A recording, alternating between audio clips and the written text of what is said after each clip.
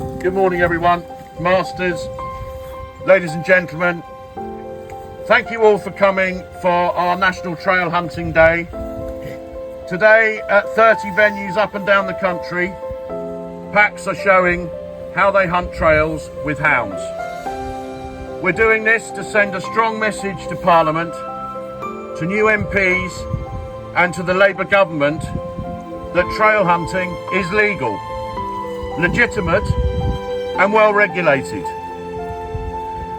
This is one of the most important days for our community since the Countryside March. Over 20 years ago, Tony Blair's Labour government banned traditional hunting and told us to hunt a trail. He then left office and on more than one occasion told the press, on balance, he wished he hadn't banned it. But he did ban it. And we took up his challenge and we adapted. We have survived and in many cases we've flourished. Last season alone there were over 12,000 days trail hunting carried out by over 200 packs of hounds. These days were enjoyed by thousands of people and many of you here today. We now once again face a Labour government who have been poked and prodded by the extremists on the far left and by the likes of C-list celebrities and of course Chris Packham. An individual who believes that he alone can speak for and on behalf of the countryside and that what he says goes. Well, let me tell you something about Mr. Packham. Just because he says something is true does not make it so. Our community loves and respects the countryside as much as he does. And let's face it, we've been here for a lot longer than he has. Don't be fooled by Packham though. He is apoplectic with rage, we are told, that the new government did not ban trail laying the first Tuesday it arrived in Parliament. That is how deluded he is and how he fails to see what is important and what is only important to him.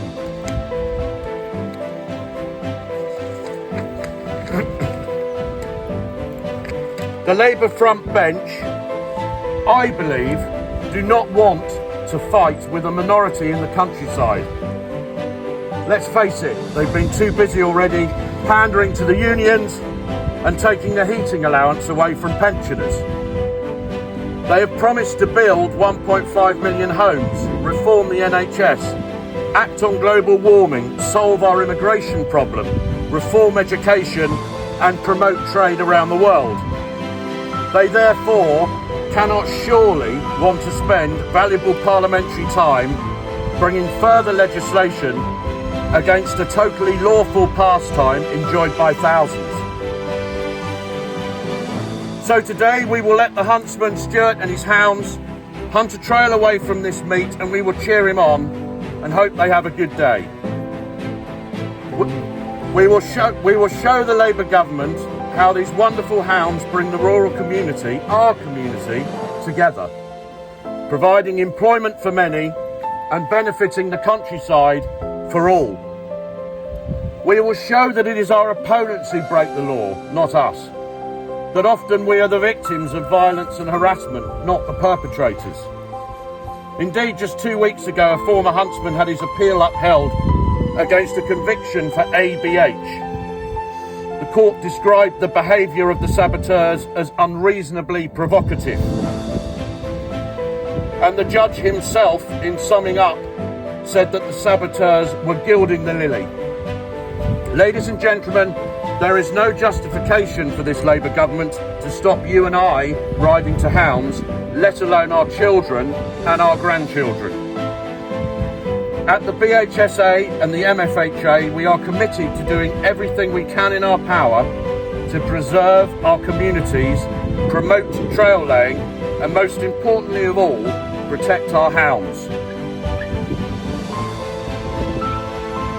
Remember 20 years ago, we won the arguments and we lost the battle.